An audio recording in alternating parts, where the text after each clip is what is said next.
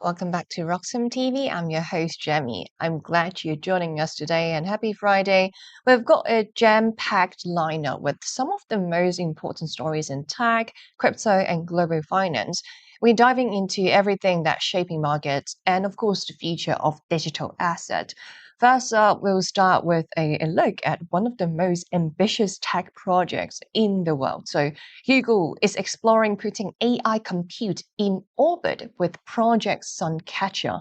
That's right, satellites in space powered by AI and potentially launched by SpaceX. We'll break down why this is happening, what it means for energy, data, and the AI arms race, and why even just the discussion signals the scale of demand for AI compute.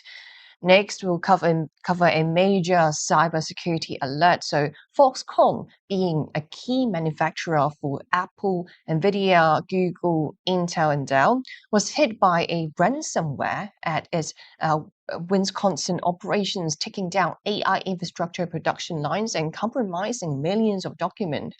We will explore the implications of the global tech supply chain and why centralization can create massive vulnerabilities.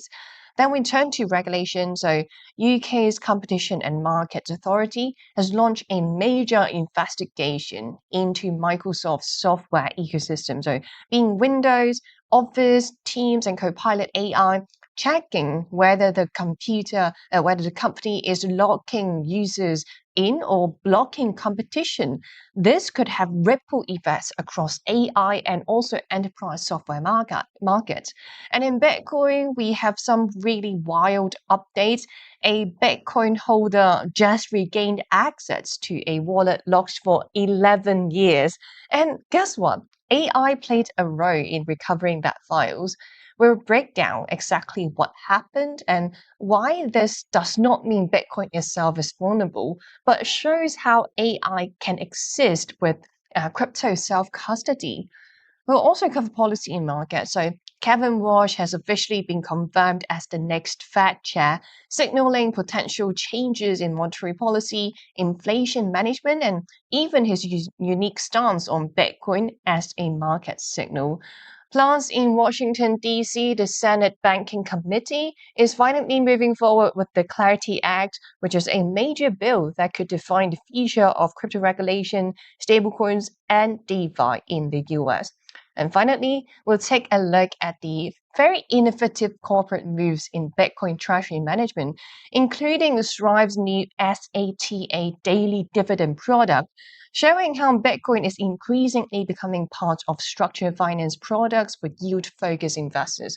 So make sure you stay tuned. There is a lot to unpack today, from space-based AI and ransomware to central bank shifts, regulatory updates, and also innovative Bitcoin products. So let's dive in with this first story of today. So we are starting with this story that sounds very science fiction, but apparently it's real. So Google is reportedly exploring the idea of putting AI computing power in orbit.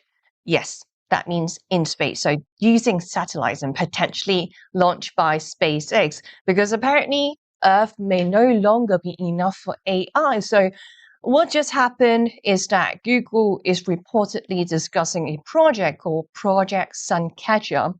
And the idea is to launch this AI compute infrastructure into low Earth orbit. So we are talking a proposed network of 81 satellites linked together with laser communication. Basically, Google wants AI computers floating above Earth. So two protocol satellites could launch as early as 2027. And SpaceX is reportedly one of the companies being discussed for launch, which of course makes sense because Google already invested heavily in SpaceX years ago. So, why would any companies do this, you might ask? Well, that's because AI needs insane amounts of power, massive power we're talking about. Data centers are becoming one of the biggest energy stories in the world, and building team on Earth creates problem.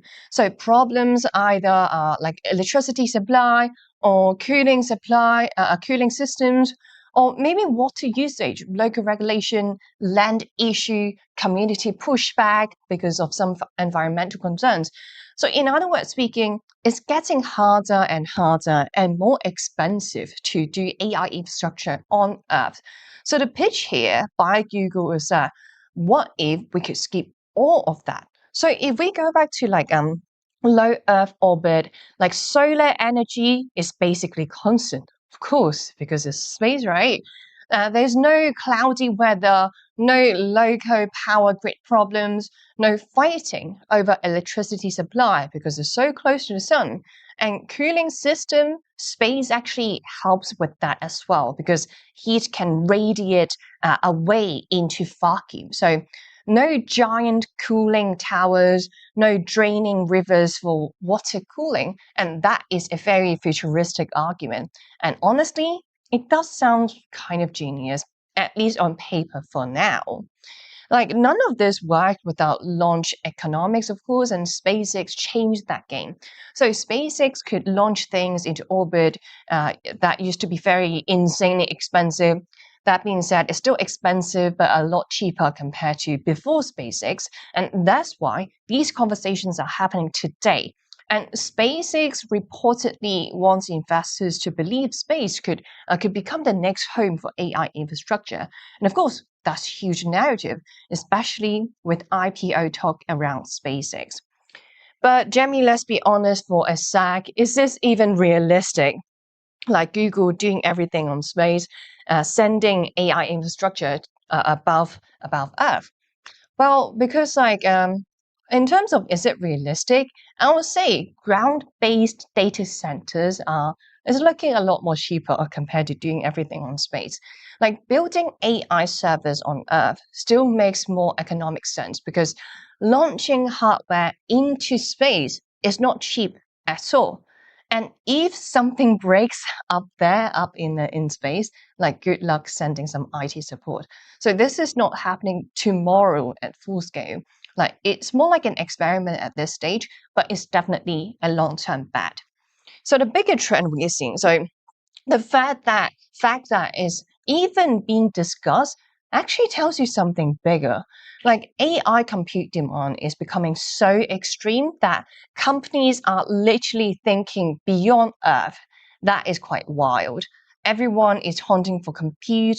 Power is becoming the bottleneck, not ideas. And when even companies like Google start asking, should we put compute in space? You realize just how intense the AI arms race has become. So very exciting stuff for the future. And right now, let's actually shift on to the second story of today because it's all about AI, cybersecurity, and Bitcoin, of course. So this is another really big cybersecurity story. So Foxconn, being one of the most important manufacturers in the global tech supply, has been hit by ransomware. And this is not just some small supplier we're talking about. This is the company that helps build products for some of the biggest names in tech. So whether it's Apple, Nvidia, Google, Intel, and Dell. And now hackers claim they've stolen a huge amount of sensitive data. So how did this happen? Is that basically Foxconn confirms that its North American operations were hit by a ransomware attack.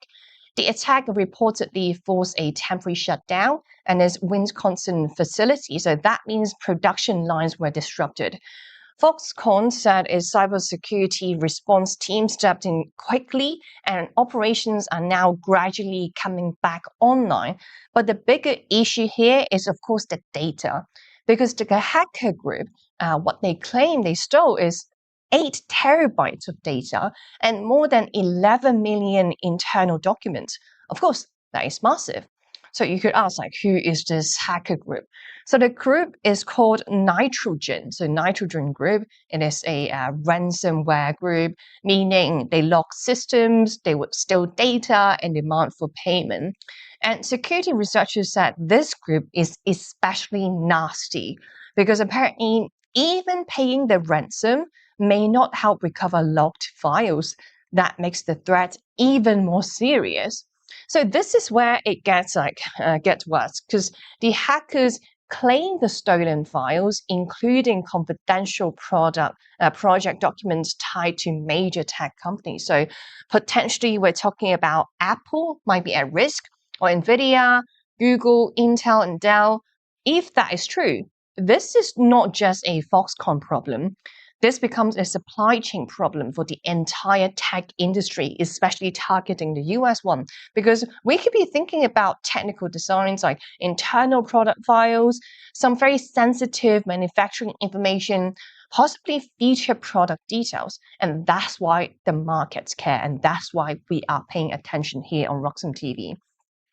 And as for the Wisconsin factory, it has an interesting story as well because back in 2017, it was supposed to be a huge Trump era manufacturing success story.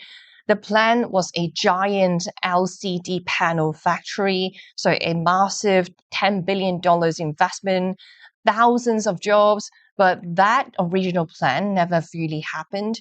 Instead, the site evolved into something different. Now it's an important base for server manufacturing and AI infrastructure. That makes this even more relevant today because AI hardware demand is exploding, and Foxconn sits right in that supply chain. Because think about it, the world is racing to build AI infrastructure, and a lot of that manufacturing flows through companies like Foxconn.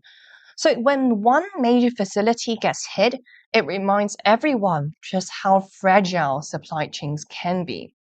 So the bigger lesson here, like this story, I would say is really about concentration risk, centralization. Too much of the global tech supply chain runs through a small number of critical players. So one manufacturer, one facility, one server network. And if that gets compromised, the ripple effects can spread fast.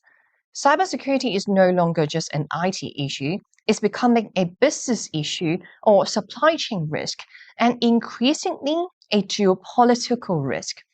So right now, production is coming back. That's of course good news. But if the stolen data was real, this could become much bigger. Because when one of the world's most important tech manufacturers get hacked, the question is no longer just what did Foxconn lose? The bigger question is what did the rest of the tech industry lose with it? So as we have more updates, of course, we'll let you know here on Roxom TV. But now we are going on a short break. When we come back, we are diving into more regulations coming from the UK, now towards one of the most powerful software companies in the world, being Microsoft. So do stay with us after the break.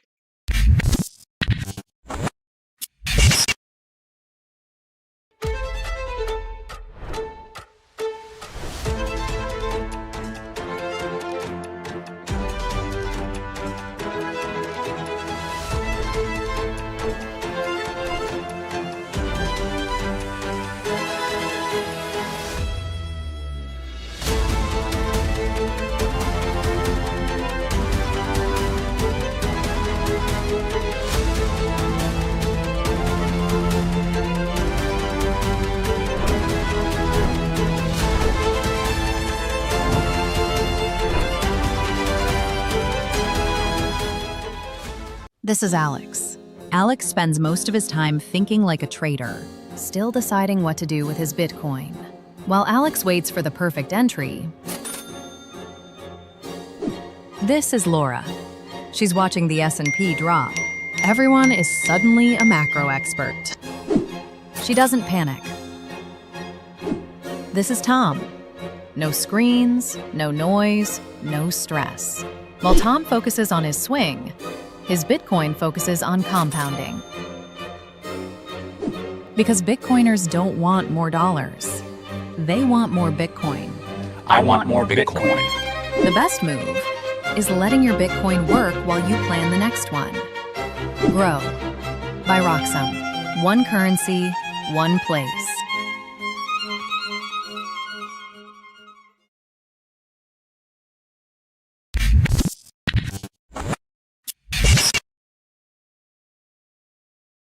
Welcome back to Roxom TV and thanks for sticking around with us after the break. Now, we are taking a look at what UK regulations is doing. So, UK is now taking a really hard look at one of the most powerful software companies in the world. So, this could become a major antitrust story because regulators are asking a very simple question. So, of course, the company we are referring to is Microsoft. So, has Microsoft become too dominant, not just in software, but now in AI too? So what just happened is that the UK's competition regulators has officially launched an investigation into Microsoft business software empire. So we are talking, of course, Windows, Word, Excel, Teams, and now Copilot AI. This affects a huge part of the UK economy. So, more than 15 million commercial users across business and public sector organizations. So, this is not a niche issue. This is core business infrastructure. So, what do the UK regulators worry about are basically three big things. So, first is bundling, like meaning does Microsoft package products together in a way that makes it hard for customers to choose alternatives? For example, if you already use Windows or Office, do you naturally get pushed towards Teams or Copilot? Secondly is interoperability. So that basically means can competing products work properly with Microsoft's ecosystem? Or does Microsoft make life harder for rivals? That is the default settings because most users never change defaults.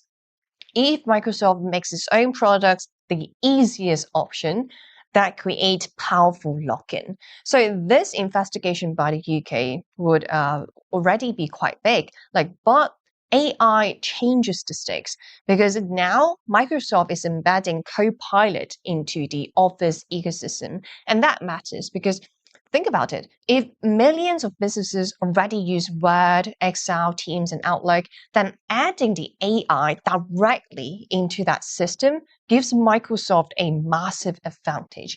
Like competing AI companies may struggle to get access or visibility or integration, and that's exactly what regulators are looking at in the UK.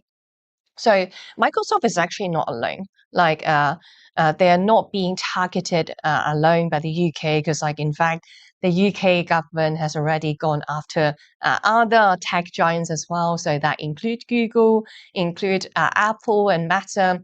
Now Microsoft simply just joined the list, and this is part of the UK's new digital competition regime because giving regulators stronger powers to deal with dominant tech platforms. So this is bigger than just one company. It's actually part of a wider crackdown. And there is also another layer here for Microsoft being cloud computing. So the regulator has already raised concerns before about Microsoft's cloud licensing practices. The concern is that customers might be getting pushed into Microsoft's ecosystem in ways that hurt competition. So this new case may go beyond Office software. This could touch cloud and AI together. That's a much bigger story today in this day and age. And because Microsoft is not just another company, it is, of course, one of the most valuable businesses in the world. And business software is one of the strongest profit engines. If regulators force changes, that could affect pricing, bundling strategy, AI rollout, and how Microsoft compete globally. And that's why investors care. So the final thing is this investigation runs into 2027, so don't expect any quick drama. But the message is clear. The UK is watching Microsoft very closely because controlling business software used by millions and then adding the AI on top may simply be too much power for regulators to ignore. All right, so let's shift gears to another story of the day. This one is really going viral in the Bitcoin community. At the first glance, even myself, when I was looking at this news, I was a little bit surprised, and because it sounds very insane. What this is happening, what this post on X is about. So basically, AI helped someone recover access to a Bitcoin wallet locked for more than a decade. And naturally, some people immediately ask, well, including myself, not gonna lie, like, can AI now hack Bitcoin? So the short answer is no. And Bitcoin was not hacked, but the story is still very fascinating. So let's look at what is happening here. So a Bitcoin holder on X says he regained access to his Bitcoin that he has been locked out for 11 years.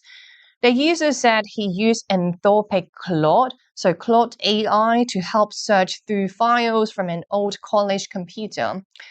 After years of being locked out, AI helped him find the missing piece. And his reaction online was exactly what you expect. So pure chaos, and literally just posted on 13th of May and got 16 million views already on X. So simple answer, did AI crack Bitcoin? No. Let's make that very clear. Claude did not hack Bitcoin. It did not basically break a seed phrase, and it did not hack the network. Bitcoin security remains exactly the same. So this was not a protocol failure. This was a file recovery story, and that is the big difference here we need to know.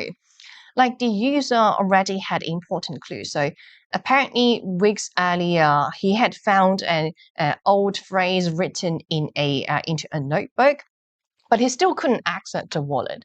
So at a last attempt, he dumped files from his old college computer into Claude.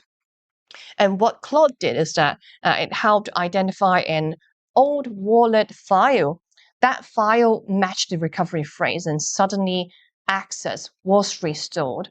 So AI acted more like a super smart detective, not so much a hacker. And when we take a look at the password, so if we scroll down onto the basically what he put as the password. So here's the password. So the password that he used 11 years ago is very interesting. So LL420 F the police. So that was the password. I would say like this already made my day. And honestly, it's just like the peak early internet energy, and probably exactly the kind of password younger people thought it was cool or genius back then. But this story should not scare Bitcoin holders, because once again, Bitcoin itself was not compromised. If your seed phrase is properly secured, AI is not magically breaking your Bitcoin. And that's not what happened here. This was low-code file recovery using information the owner already had. That is a very different story. But the bigger picture here, like this does hint at something much bigger. Like AI could become a real tool for digital forensics. So maybe password organization or data discovery, maybe even helping people recover old crypto wallets they forgot existed. And that's a very good use case. And honestly, probably one we'll see more of in the future. And after recovering the Bitcoin, here's another comment from the Bitcoiner right now. Made my day again. So the newly re-reached Bitcoiner had one request. So what he did here is he tagged electronic music musician. So and basically said like, please play at my wedding next year. I can finally afford you. So that might be the most Bitcoin ending possible, if you ask me. So final take, no, again, AI did not hack Bitcoin, but AI might have shown a new role in the Bitcoin world, like helping humans recover what they already own. And if you are in self-custody, maybe the bigger lesson is simple, which is to back up your wallet properly so you don't need AI 11 years later.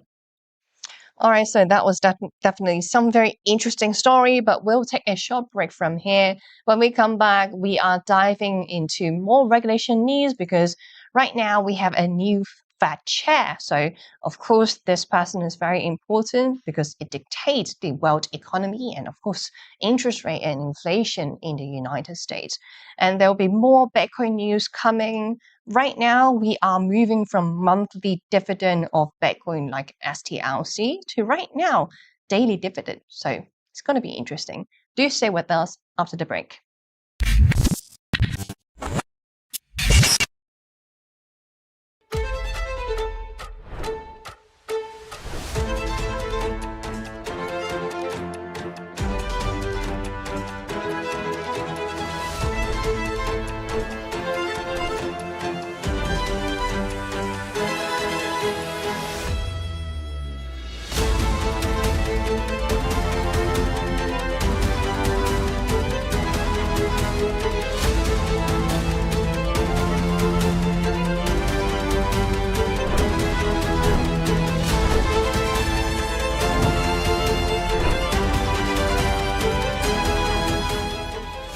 This is Alex.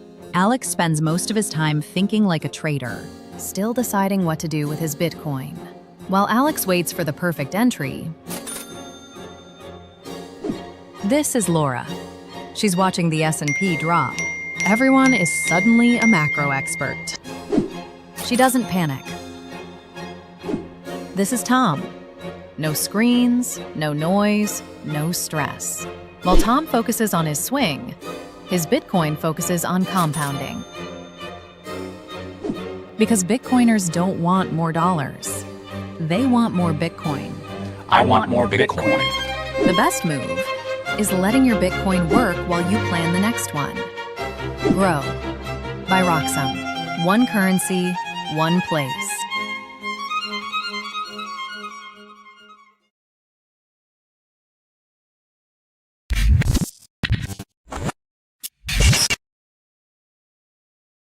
Welcome back to Roxom TV, and thanks for sticking around with us after the break. We now have a new boss at the Federal Reserve, like, of course, one of the most important jobs in global finance. And we just changed hands. So Kevin Walsh has officially been confirmed as the next Fed chair. And markets are paying very close attention because this might not be business as usual. So, here there is the post from Senate Republicans. I'm not so sure why is it in black and white, but whatever. So the vote was 54 to 45. He now replaces Jerome Powell, and the timing-wise does matter because inflation is heating up again. Latest data shows consumer inflation is sitting at 3.8%, while producer inflation is sitting at 6%. That means the next Fed decisions become even more important. So when it comes to rates, liquidity, dollar strength, market confidence, everything connects back to the Fed. And Kevin Walsh is not coming in quietly as well. Like, he has openly criticized how the Federal Reserve has operated in recent years, especially under the era of aggressive money printing, like balance sheet expansion, constant market intervention. His argument is quite simple, is that the Fed lost credibility. And during his confirmation process, he used some very strong phrasing. So he called this as a regime change under his leadership. So that tells you this might be a meaningful shift in policy style. So as for Jerome Powell, Jerome Powell's Fed became known for massive intervention. So whether it's QE, asset purchases, emergency support, Kevin Walsh appears to favor a more traditional approach, so more focus on interest rate, less dependence on printing money just to stabilize markets. Now, whether he actually follows through is another question, but of course, the tone has clearly changed. And as for Bitcoiners, this is getting interesting because Kevin Walsh has said some things about Bitcoin that most central banks should really avoid. Like, he previously called Bitcoin a very important asset. And even more interestingly, he described Bitcoin as a very good policeman for policy. That's a fascinating line because what he means is that Bitcoin's price can reflect whether markets trust central bank policy. if people lost confidence in how the dollar is being managed, Bitcoin often reacts. That is a very different tone from the usual anti-crypto central bank language, if you ask me. So during the Senate question, Kevin Walsh also acknowledged that digital assets are already part of the fabric of the US financial system. That matters because it suggests recognition, not as dismissal. He also pushed back against aggressive central bank digital currency expansion. So, compare with many traditional policymakers, his stance looks very open minded. But now let's stay balanced because, a new Fed chair so Kevin Walsh is not so much a Bitcoin evangelist. Kevin Walsh's main job is still inflation or employment, financial stability, protecting USD, the dollar strength, not pumping Bitcoin. So while the tone might sound friendlier, that doesn't automatically mean a bullish policy incoming. If inflation stays hot, he needs to stay aggressive when it comes to the rate. So, final take, Kevin Walsh officially taking over the Fed is a major shift, kind of expected already. Well, not because we know what exactly happens, but because markets now have a new policy with a very different tone. So, more skeptical of intervention, more critical of past Fed decisions, and surprisingly aware of Bitcoin's role in market psychology. His first Fed meeting is going to be in June, and trust me, the markets will be paying attention to every single word he will say. All right, so speaking of Bitcoin, let's dive into another really important crypto bills that is affecting not only America, but of course the whole world as well, because America happened to be the leader. So the Clarity Act is now entering a critical stage, and depending on what happens today, this could either be a major win for crypto or Bitcoin, or a much more complicated fight. So the Senate Banking Committee is beginning markup on the Clarity Act. Now you might be wondering, what does it mean for a markup, Jemmy? Well, this is the stage where lawmakers debate the bill line by line. They propose changes, they could add amendments, they could remove some sections, fight over wording. This is where political battle gets messy. So you could be like, are we finally closing, maybe even close to having a deal?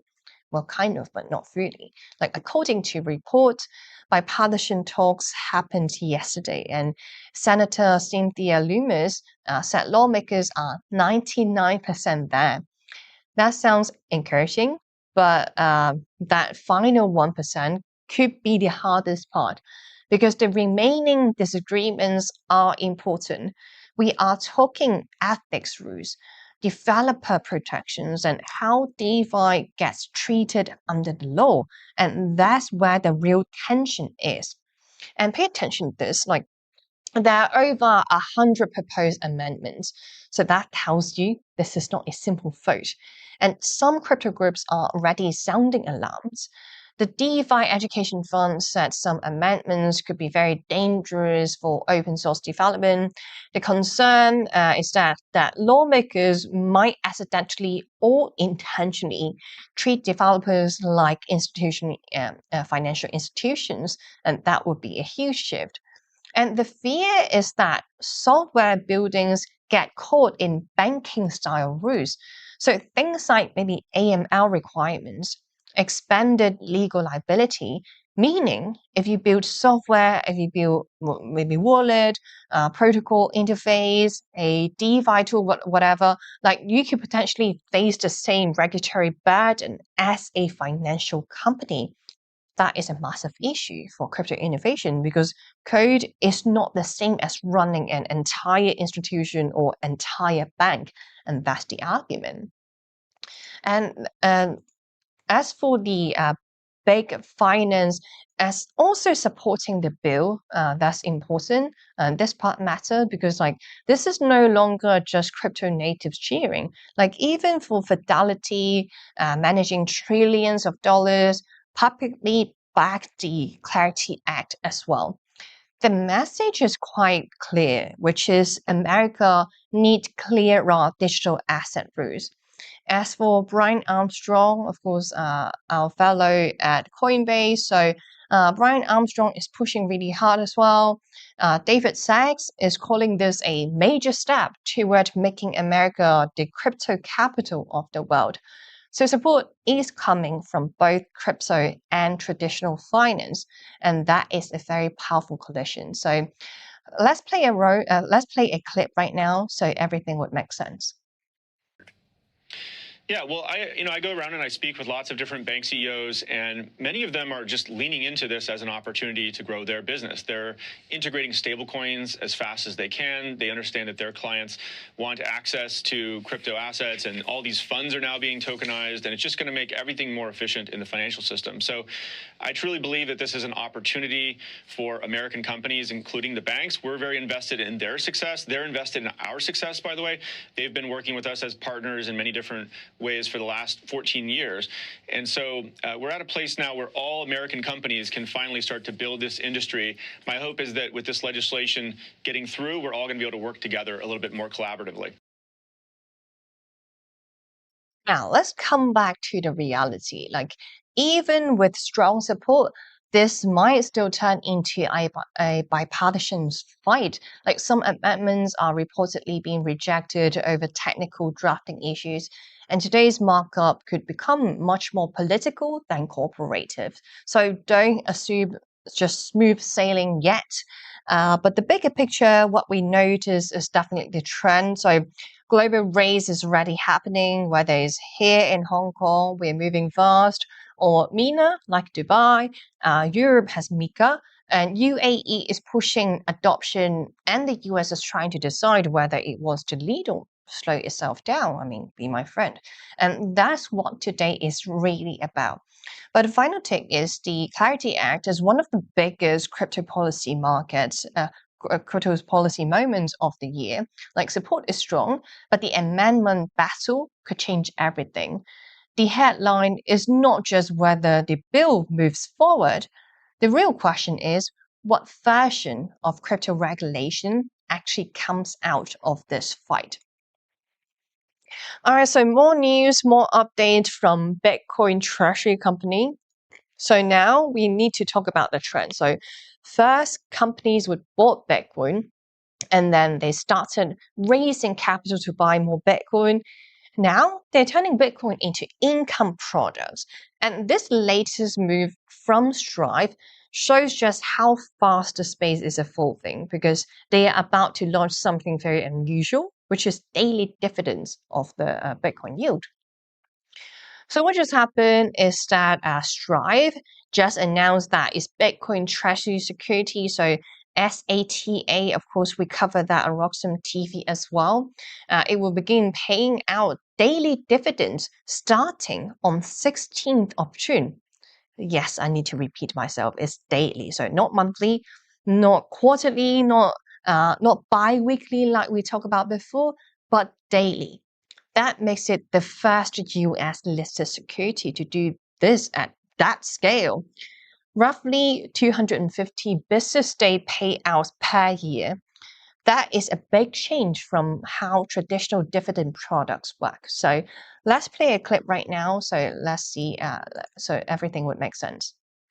Today is the biggest day in Strive's history, and I believe this sets the stage for the next decade of Bitcoin interfacing with capital. Let me start with a story. In 1610, the Dutch East India Company paid the first recorded cash dividend in history. The payments were irregular. Sometimes they were years apart. Sometimes they were paid in spices. And that was the standard for 359 years. Then, in 1969, Realty Income Corporation innovated. They moved to pay a dividend every month, and they still pay a dividend every month today. Realty Income is still trading today under the ticker O. It is a member of the S&P 500, and it is currently valued around $57 billion. Since then, monthly and quarterly dividends, or less, have been the standard for 57 years. And last month, Strategy announced a proposed move to semi-monthly dividends. And today, Innovation strikes again. Over to you, Matt. Thanks, Jeff. Today, I am proud to announce that SATA will be the first listed security in U.S. capital markets history to pay daily dividends. Yes, daily. All right, so according to Strive, SATA will remain around 13% annual yield through June 2026. And instead of waiting for monthly payments, investors get distributions now, like immediately. That sounds very attractive, even compared to STLC, like especially in a world where many investors are so hungry for yield. But we need to understand what is actually happening here. Because this is not just a dividend stock. This is part of Strive's Bitcoin treasury strategy. So the company now, it holds over 15,000 BTC worth roughly $1.2 billion. But what surprised me is when it comes to the financials. So we dig down into financial. Strive actually has zero debt. Like that last part, like the zero debt, is what matters to me, because many Bitcoin treasury companies use leverage. So they would borrow money, they would issue debt, like take balance sheet risk. But Strive basically, yeah, not for us, not for our company. Like even Michael Saylor, so a strategy had used debt before, maybe like convertible notes or capital raises, which is a more aggressive leverage heavy model. Strive is positioning itself very differently. They are saying, okay, we amplify Bitcoin exposure using preferred structures without stacking traditional debt. And that's their pitch. Like they have a cleaner balance sheet, lower debt risk, different style of Bitcoin treasury company. And this daily dividend, if we go back to the post, is making a lot of noise in the Bitcoin market because psychology does matter. Daily payouts feel different, even with the annual math is actually quite similar.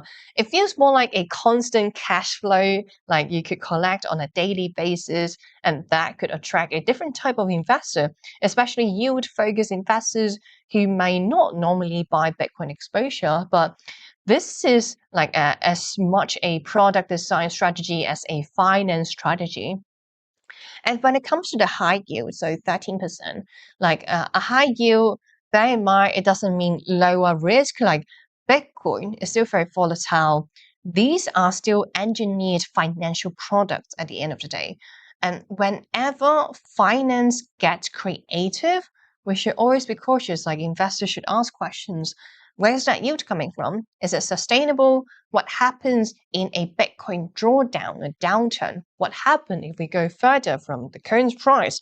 And that's the real analysis. But the bigger picture here is whether the signal of where Bitcoin treasury companies are going. So they are no longer just like companies that would buy BTC. Now they are becoming capital markets businesses, creating products, competing with traditional income instruments, and blending Bitcoin with old school finance. Of course, that is a major shift. So if you ask me, final take, yeah, it sounds very gimmicky, not gonna lie. Like today, we have well, just like a month ago, we're talking about a monthly dividend, and then bi-weekly dividend proposed by Michael Saylor. Right now, daily, like, is it a matter of time? We get like an hourly dividend or like bi-minute dividend. I don't know, it sounds very gimmicky. But strategically, it's actually bigger than that. Like, it shows Bitcoin treasury firms are entering a new phase, not just holding Bitcoin, but building financial products around Bitcoin to pull in traditional capital, and that could change how institutional money enters the market.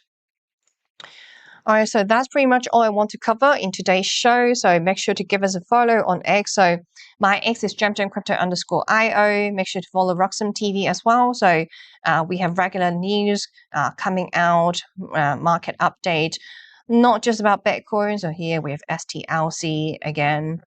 Not just about Bitcoin, but like about geopolitics, about AI. So point being, there is so much so much valuable content you probably do not want to miss out. So make sure to give us a follow on X and also on YouTube as well. As of my shows, I'm here Monday through Friday starting at 3 a.m. Eastern Time.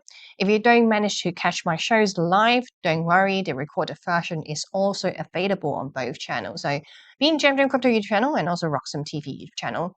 Thank you guys for watching. Happy Friday, and I'll see you guys next week.